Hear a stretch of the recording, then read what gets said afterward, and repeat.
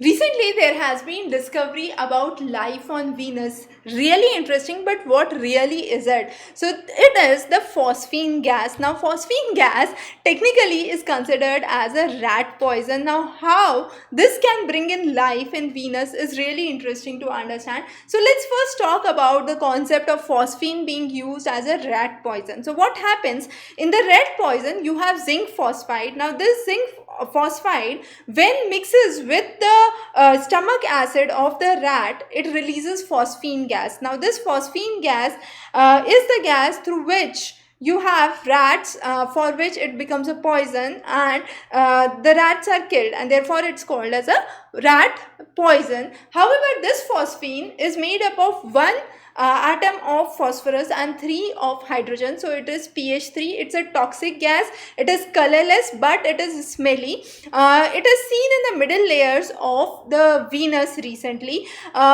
Usually it is seen that volcanic eruptions or meteoritic activities, meteorites release phosphine, but the proportion of that phosphine is considerably very low. However, the proportions of phosphine seen in Venus are much higher than those released by the volcanic activities or the meteorites.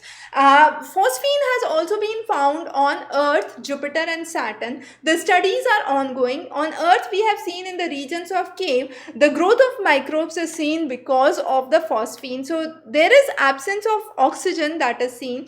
But yes, there are signals where phosphine could be seen as a sign for evolution of life. Now, the whole idea here is to understand Venus would now be in the category of those regions where we are trying to explore life. For example, Mars. Then you have the moons of Europa and Enceladus.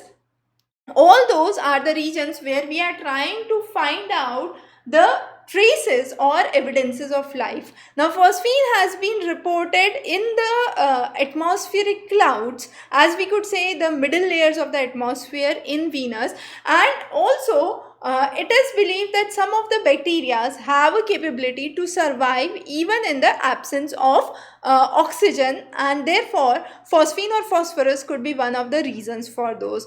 Also, there were experiments going on about it since long back.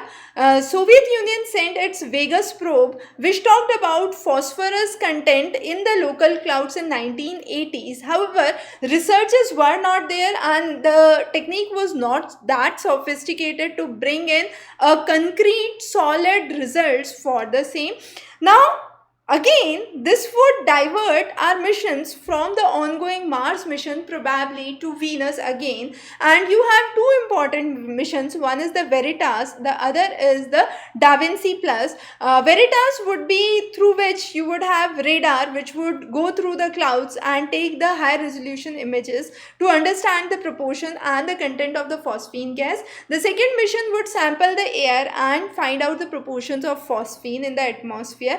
Now, this has been considered as an interesting feedback which has been seen from Greek astronomers, and Greek astronomers long back believed that phosphorus was the name for Venus, and this was considered as a potential biomarker even by Greek astronomers, and therefore it comes up as a coincidence how the studies have come up recently, and the techniques that were developed by the Greek astronomers were that interesting. So that was about one of the recent discoveries that we have seen in, and that is life on Venus. Definitely a very interesting topic, and if it turns true, a new horizon of studies would evolve. We would be covering many such interesting lectures for you. Stay tuned. Have a wonderful day ahead.